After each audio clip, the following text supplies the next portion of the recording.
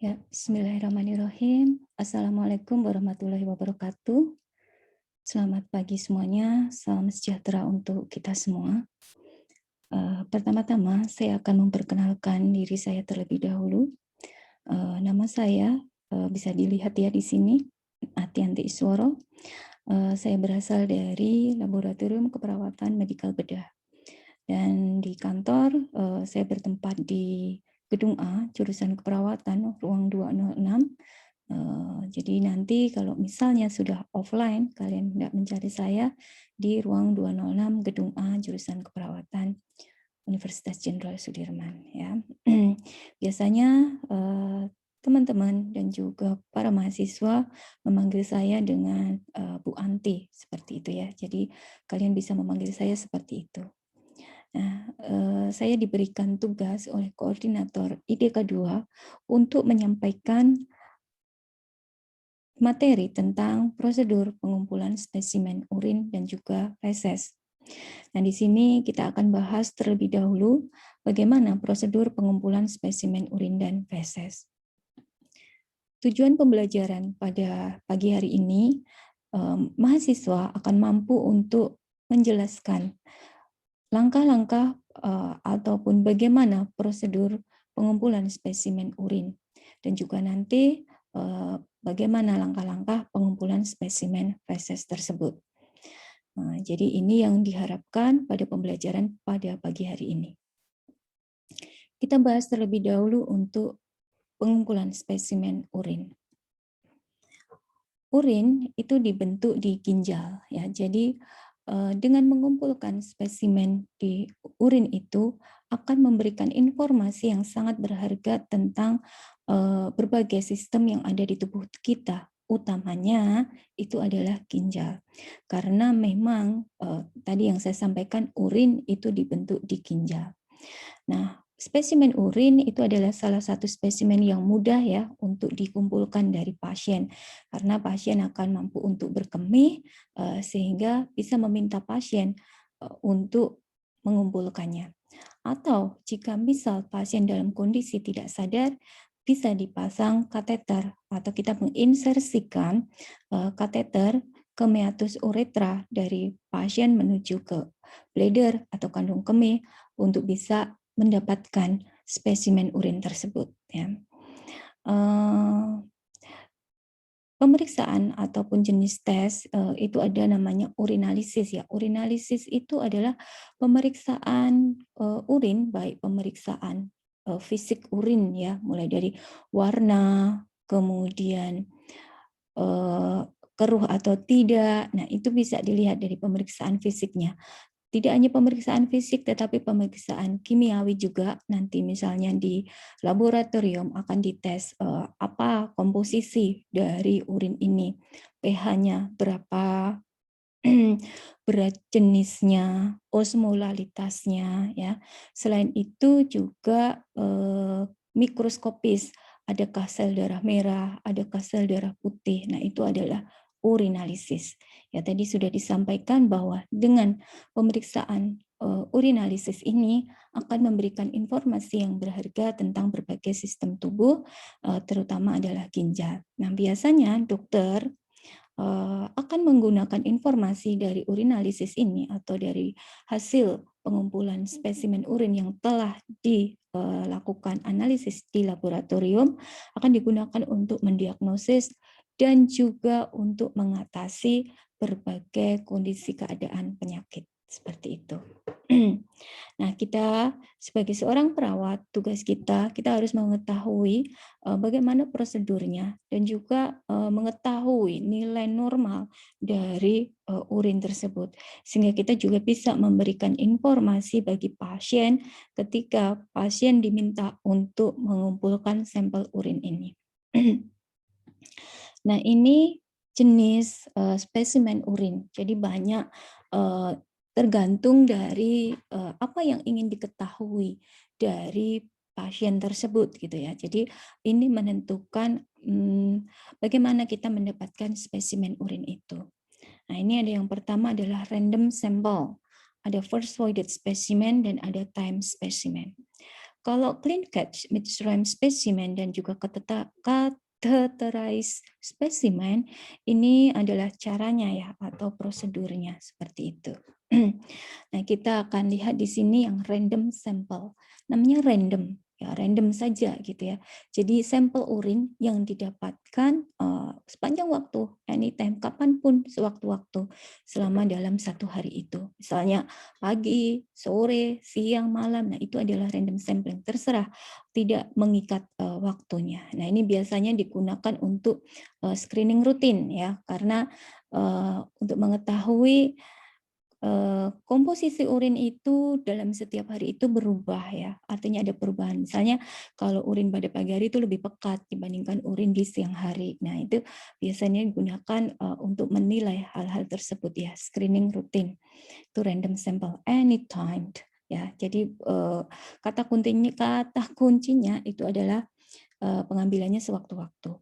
Lalu first voided specimen, namanya first voided ya. Jadi urin atau spesimen yang pertama kali dikeluarkan. Nah, juga kadang disebut sebagai spesimen di pagi hari gitu atau urin pagi hari. Nah, gitu. Nah, ini dikumpulkan pada saat pertama kali pasien akan berkemih atau buang air kecil di pagi hari. Nah, biasanya tadi sudah saya sebutkan juga urin pertama kali yang dikeluarkan spesimen itu biasanya lebih terkonsentrasi ya, lebih pekat ya. Jadi dan biasanya ini kenapa kita butuh sampel urin first voided atau yang pertama kali dikeluarkan oleh pasien di pagi hari, ini adalah untuk misalnya mengecek hormon, misalnya hormon kehamilan ya, HCG, lalu untuk nanti digunakan sebagai biakan bakteri atau kultur ya, dan itu akan digunakanlah spesimen urin pagi hari ini. Lalu ada juga yang timed specimen atau kadang disebut sebagai urin tampung 24 jam gitu ya, karena nanti urin yang akan diperiksa itu ditampung dulu dalam wadah yang besar, kontainer yang besar selama 24 jam. Lalu nanti akan diperiksa, akan dianalisis. Nah, ini biasanya untuk mengetahui fungsi ginjal ya, bersihan kreatinin. Nah, ini biasanya menggunakan sampel spesimen yang urin tampung 24 jam. Nah, ini Nah, kalau yang clean catch midstream specimen, nah ini misalnya yang kita mengumpulkannya, bagaimana prosedur mengumpulkannya gitu ya. Misalnya yang random sample ataupun yang first voided specimen seperti itu, kita anjurkan untuk menggunakan spesimen aliran tengah dan bersih ya mendapatkannya. Jadi dikumpulkan urin itu aliran tengah. Jadi yang pertama kali dikeluarkan, yang pertama kali ketika mau berkemih itu kan panjang ya waktunya, misalnya bisa dalam beberapa detik misalnya. Pertama kali keluar, pancaran yang pertama keluar itu dibuang. Lalu pancaran yang kedua atau yang di tengah, nah itu yang dikumpulkan di kontainer atau di wadahnya nanti. Nah, nanti yang pancaran terakhir juga akan dibuang di toilet lagi. Nah, itu namanya clean catch midstream specimen. Nah, dan kontainer atau wadah yang digunakan untuk menampung itu harus dalam kondisi yang bersih ya. Jadi tidak misalnya tangan kita menyentuh bagian dalamnya. Karena apa? Biasanya ini digunakan untuk kultur bakteri. Bakterinya apa? Khawatirnya kalau kita sentuh bagian dalam dari kontainer atau wadah untuk menampung itu bercampur dengan bakteri yang ada di tangan kita. Nah, sehingga dibutuhkan cara pengambilannya itu yang clean catch midstream specimen gitu. Lalu kalau yang kateter ya, ini beberapa pasien yang tidak memungkinkan untuk mengeluarkan urin secara voluntary ya, secara sukarela bisa didapatkan dengan kateter. Misalnya pada pasien tidak sadar, itu bisa menggunakan kateter. Ada juga yang dengan suprapubik ya, artinya langsung ditusukkan di bladder di kandung kemih. Nah ini untuk mendapatkan urin yang masih steril ya, tidak keluar dari uretra seperti itu. Jadi ada yang suprapubik spesimen. Nanti di belakang Anda akan kita bahas. Nah, kita bahas satu-satu ya. yang rutin ataupun yang random sample tadi, yang sewaktu-waktu bisa kita ambil gitu ya. Nah, biasanya nanti pasien akan kita berikan wadah ya, kontainer yang cukup lebar gitu ya. Dan diinstruksikan untuk mengumpulkannya, yaitu spesimen yang aliran tengah tadi. Ya, jadi sama yang tadi saya sampaikan. Jadi aliran yang pertama kali itu dibuang karena itu untuk membersihkan. Nah, biasanya untuk membersihkan bakteri yang ada di uretra, misalnya di meatus uretra. Nah, yang tengah ini diharapkan lebih bersih dibandingkan yang pancaran pertama. Lalu yang pancaran terakhir itu bisa dibuang kalau kontainer atau wadahnya sudah sesuai, misalnya diminta untuk mengumpulkan 15 cc, sudah 15 cc, atau 10 cc, sudah 10 cc. Nah, makanya yang terakhir itu dibuang kembali. Nah, ini biasanya yang random sample ini untuk urinalisis ya, jarang digunakan untuk kultur atau melihat biakan bakterinya jarang, tapi lebih ke urinalisis seperti melihat tadi yang saya sampaikan, warna urin, berat jenis, pH, adakah sel darah merah, adakah sel darah putih gitu. Nah, itu biasanya digunakan sampel-sampel rutin ataupun random ini. Kita lanjut spesimen urin, jenis spesimen urin yang lain. Ini ada tadi spesimen urin yang pertama kali dikeluarkan ya, first voided specimen. Jadi di pagi hari. Ini sama, kalau misalnya pasiennya harus pulang ke rumah gitu ya, biasanya pasien datang ke pusat pelayanan kesehatan, nanti diberikan wadah atau kontainer gitu. Nah, nanti mereka bisa pulang ke rumah. Nah, diinstruksikan, Bu, Pak, nanti pagi hari gitu ya, pagi-pagi hari berkemih pertama kali itu dikeluarkan, ditampung di dalam wadah ini. Sama nanti spesimennya pancaran tengah juga ya dibeli ya, disampaikan oleh pasien tersebut gitu ya.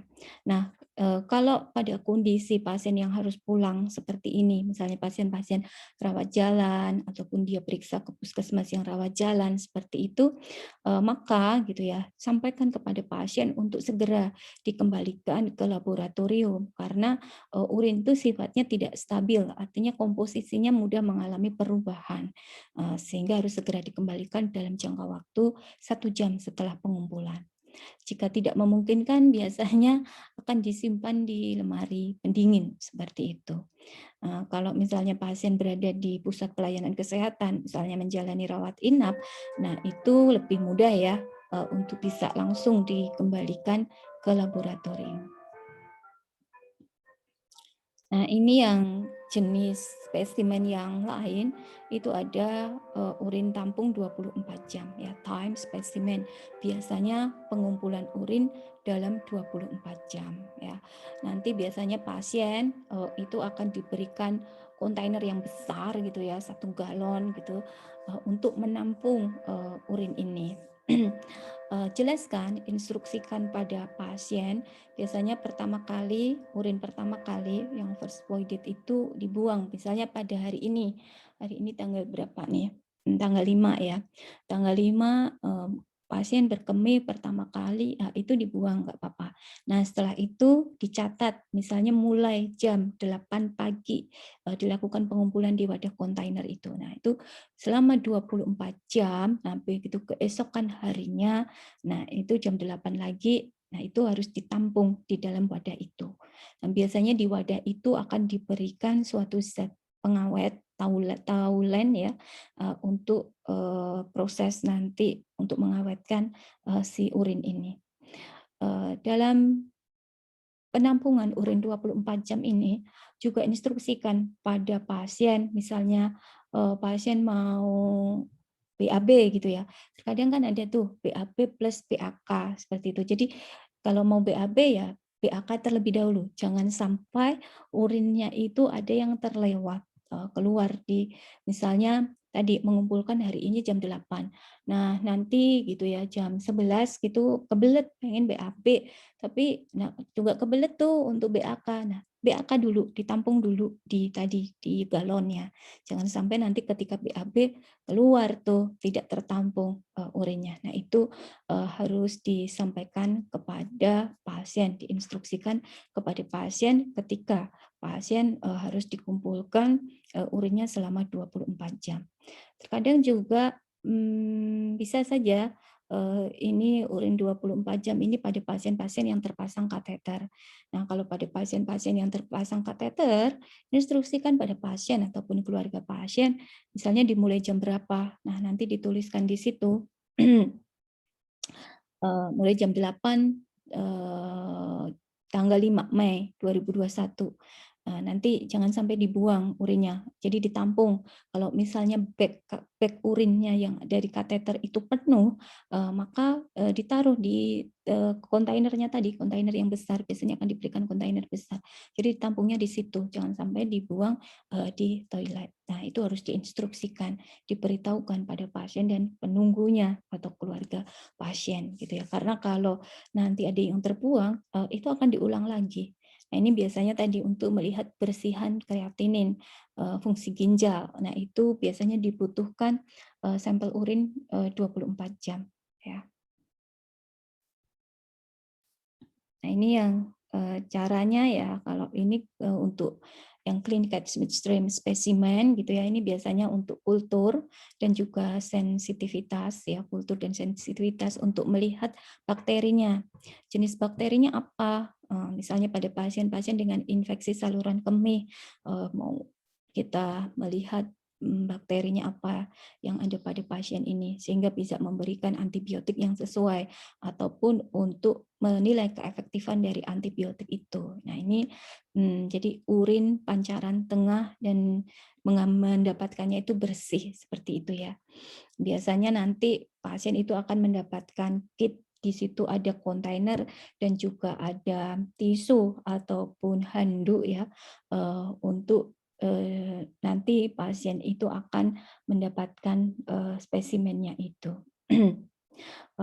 Nanti bisa diinstruksikan pada laki-laki maupun perempuan itu agak sedikit berbeda ya, dan selalu pastikan ketika kita menginstruksikan pada pasien, apakah pasien itu paham atau tidak. Jadi tanyakan, bisa diverifikasi, gimana Pak, Bu, sudah paham ya? Gimana nanti kira-kira kalau di toilet ngambilnya? Nah, bisa diverifikasi seperti itu. Kalau sudah dipastikan bahwa pasiennya paham, silakan pasien bisa pergi ke toilet untuk mengambil spesimen pancaran tengah dengan yang bersih ini. Nah, ini pada laki-laki ya.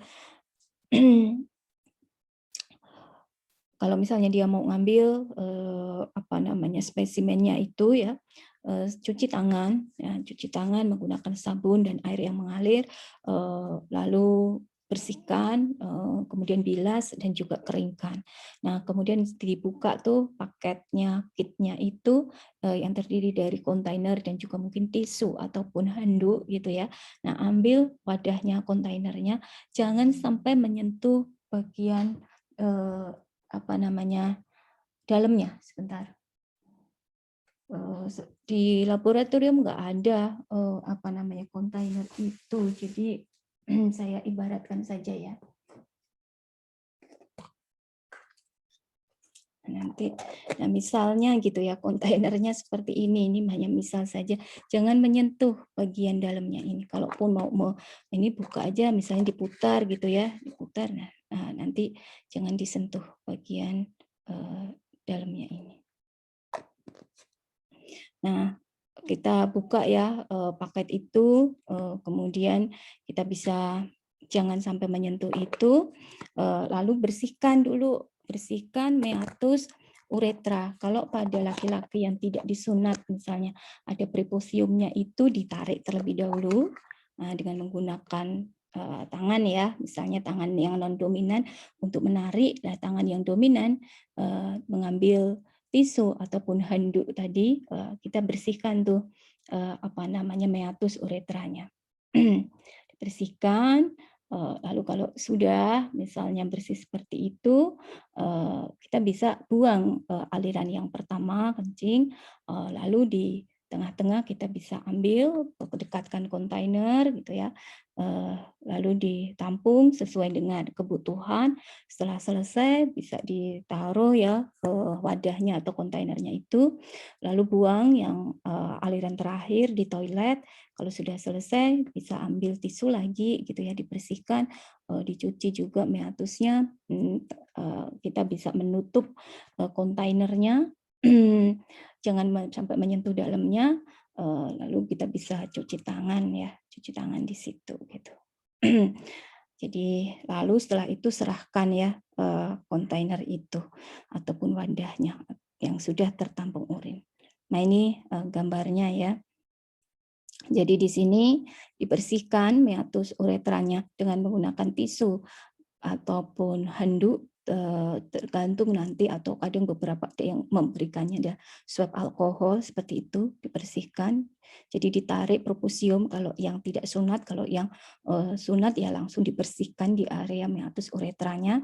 Lalu yang pertama kali keluar, urin pancaran pertama kali dibuang, lalu di tengah-tengah ditampung. Nah, sesuai dengan ini nanti yang terakhir bisa dibuang kembali.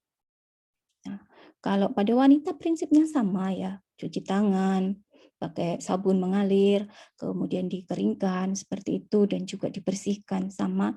Tapi yang perlu diingat nih, cara untuk membersihkannya. Nah, buka ya labia mayora. Jadi posisi jongkok apa duduk ya, atau seperti apa nanti di toiletnya itu pasien bisa membuka menggunakan tangan non dominannya, lalu dengan tangan dominan digunakan untuk membersihkan apa namanya di meatus uretranya juga seperti itu.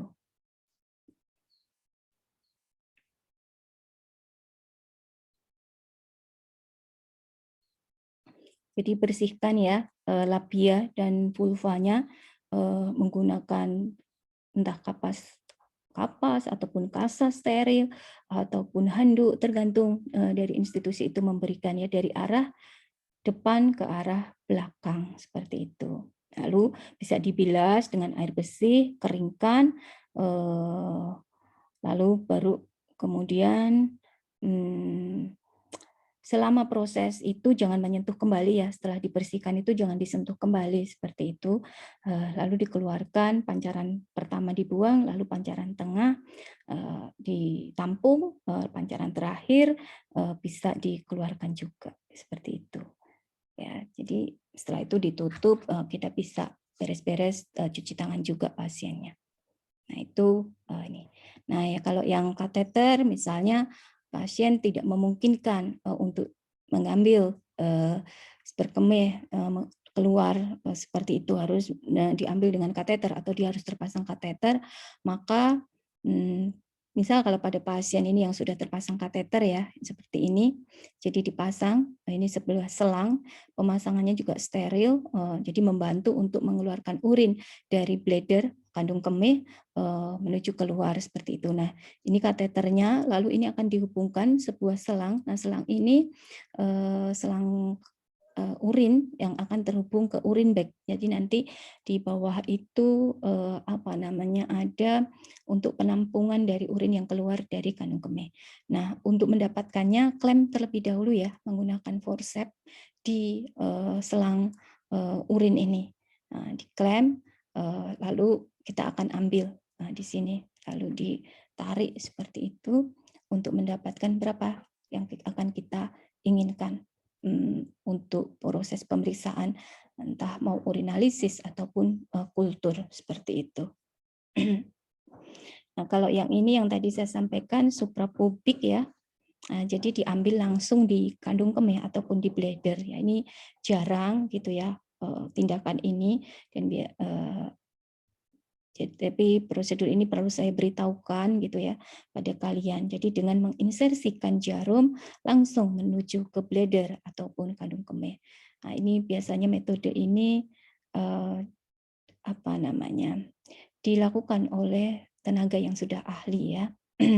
Dan ini sensitivitas dan spesifitasnya paling tinggi karena langsung diambil. Kalau tadi lewat kateter gitu ya, dia akan melewati kateter. Jadi kemungkinan terkena bakteri masih ada gitu. Clean catch itu juga kemungkinannya masih ada terkena bakteri. Misalnya kalau kultur, nah kalau yang suprapubik ini kan langsung diambil dari vesika urinarianya.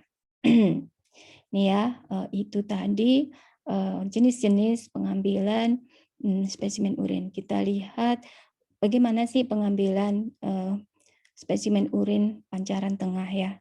Kita perhatikan video ini. Bisa diperhatikan videonya.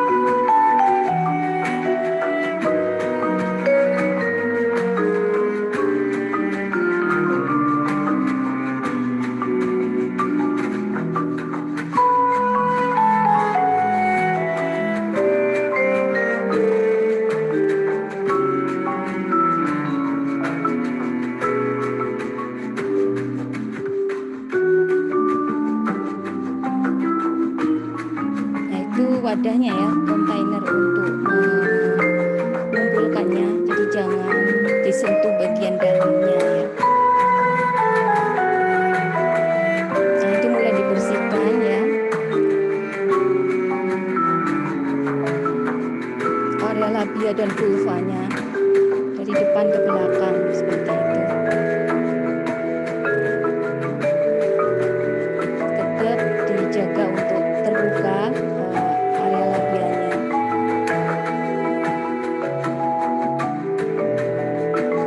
Tunggu beberapa saat untuk kering seperti itu. Nah, ini yang tadi pancaran pertama dibuang gitu ya. Ini biru ya warna urin, padahal warnanya nggak biru. Lihatnya ilustrasi saja. Nah, itu di tengah, dan yang terakhir dibuang ke toilet. Nah, setelah itu jangan sampai menyentuh lagi, tutup. Pasien bisa mencuci tangannya ya. Nah, ini kalau sebuah institusi pelayanan kesehatannya sudah maju ya, jadi langsung di situ nanti di tombol ditekan, sampel itu sudah langsung menuju ke laboratorium gitu. Tapi kalau di sekitar beberapa di Banyumas ini masih harus kita serahkan ya, jadi baru akan dikirim oleh staf. Nah, ini nanti bisa dilihat kembali. Nah, itu cara pengumpulan sampelnya. Nah, setiap sampel itu kan tadi ada kontainernya ya, wadahnya selalu dituliskan nama pasien, tanggal lahir pasien, tanggal pengambilan sampel, jam berapa gitu ya. Nah, itu selalu dituliskan di dalam label itu. Agar apa? Agar tidak tertukar ya, karena nanti analisisnya analisnya itu siapa, dia nggak tahu. Ya, jadi kalau sudah ditulis seperti itu, biasanya juga ada yang dituliskan nomor rekam medisnya, sehingga nanti hasilnya itu akan terkirim ke misalnya kalau pasien dirawat di ruang 206 gitu ya, ya akan terkirim ke sana, namanya siapa akan terkirim ke sana seperti itu. Atau kalau misalnya pasien A akan mengambil nanti di rawat jalan, nah itu tidak tertukar seperti itu ya. Jadi nama pasien, tanggal lahir, rekam medis, tanggal dan jam pengambilan itu jangan lupa ditempelkan.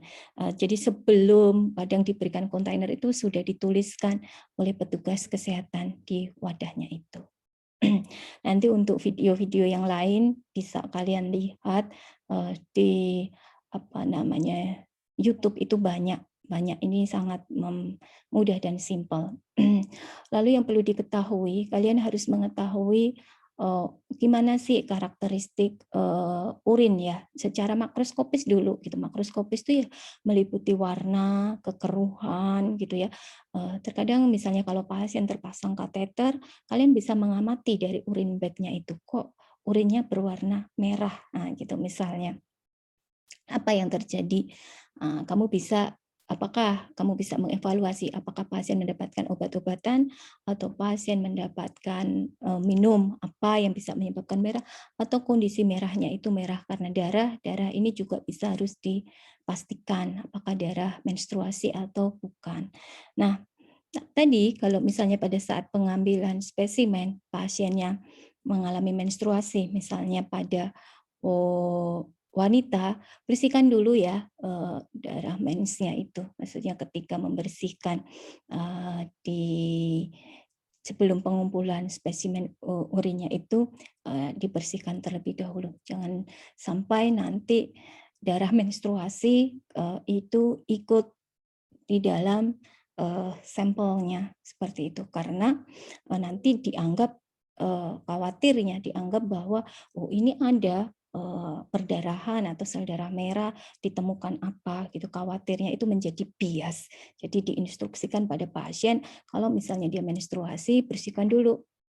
Sehingga yang keluar itu darah mensnya nggak ada atau bisa disampaikan pada petugas bahwa dalam kondisi menstruasi pada saat pengambilan. Nah, seperti itu ya.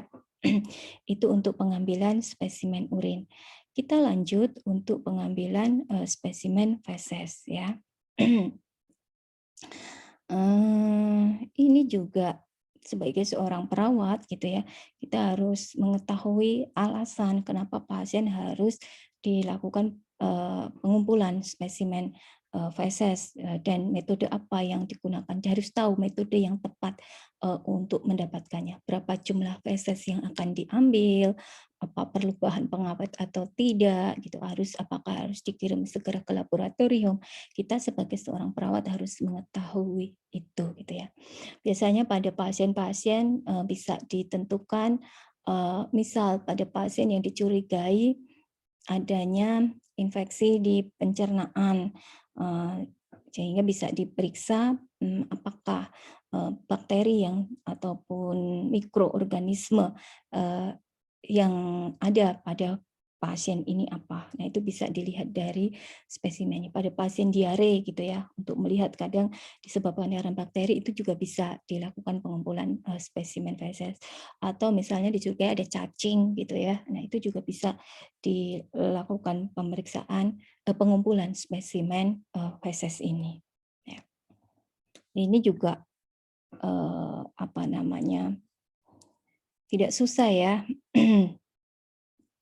Jadi sebagai seorang perawat gitu ya, kalau kita diminta untuk mengumpulkan spesimen feses, kita instruksikan pada pasien untuk dia BAB atau defekasi di apa pispot ya, pispot yang steril ataupun bersih gitu ya.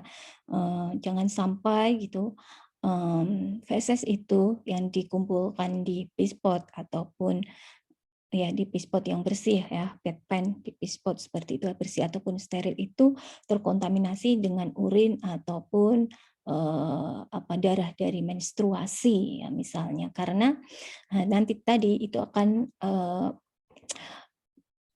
analisisnya itu akan menjadi bias karena tercampur oleh barangkali mikroorganisme ataupun apa namanya partikel-partikel atau elemen-elemen yang ada di urin ataupun di darah menstruasi itu gitu. Jadi kalau misalnya mau dikumpulkan spesimen fesesnya pasien akan berkemih ya berkemihlah terlebih dahulu baru dikumpulkan karena tadi khawatirnya akan tercampur di sana gitu. Nah, setelah selesai kadang kan kita bersihkan dengan tisu gitu ya. Jangan sampai tisunya itu dibuang di pispot setelah defekasi karena itu juga akan mempengaruhi apa analisis lebih lanjutnya kertas atau tisu yang digunakan itu bisa larut dan nanti akan mempengaruhi hasil dari bacaan spesimen feses ini. Lalu kadang kan ditinggalkan ya, misalnya kita instruksikan, Bu, nanti fesesnya ditampung ya di sini gitu. Jangan kalau Ibu mau berkemih silakan berkemih terlebih dahulu, nanti jangan buang tisu di pispot gitu ya. Dan nanti kalau sudah selesai beritahu ke saya gitu. Nah, itu diinstruksikan pada pasien. Bu, nanti kalau sudah selesai divokasi segera beritahukan ke saya karena misalnya spesimen ini harus segera untuk dikirimkan seperti itu. Nah, kalau pada bayi, gimana cara mendapatkannya? Itu biasanya dari diapersnya ya, didapatkan dari diapersnya. Cara untuk mendapatkan, tadi kan sudah ditampung di pispot gitu, gimana cara mendapatkannya? Sebagai seorang perawat harus selalu mengikuti teknik aseptik ya, gunakan sarung tangan ya, wear gloves ya, jadi gunakan sarung tangan untuk mencegah kontaminasi. Cuci tangan terlebih dahulu, keringkan, kemudian gunakan sarung tangan gitu ya. Dan jangan sampai kontainer itu terkontaminasi sesuatu dari luar. Lalu gunakan plate trunks itu seperti apa namanya stick apa namanya stick es krim ya, stick es krim. Jadi kita ambil gitu ya. Jadi use clean tongue blades to transfer specimen. Jadi dari pispot tadi kita ambil, kita masukkan ke dalam kontainer, misalnya seperti itu. Lalu biasanya nih jumlah sampel feses-nya itu sekitar 2,5 senti atau 1 inci. Kalau fesesnya itu bentuknya padat, tapi kalau bentuknya cair sekitar 15 sampai 30 cc. Jadi tergantung dari tujuannya ya. Nah, kalau misalnya butuh yang tampung ya, tampung gitu kadang seluruh feses yang terkumpul di pispot itu perlu dikirimkan semua ke laboratorium gitu. Jadi selalu pastikan confirm ini butuh yang seperti apa untuk pemeriksaan feses ini. Lalu misalnya pada saat pengambilan spesimen feses itu terlihat misalnya di fesesnya itu ada pus, ada mukus ataupun darah itu diambil.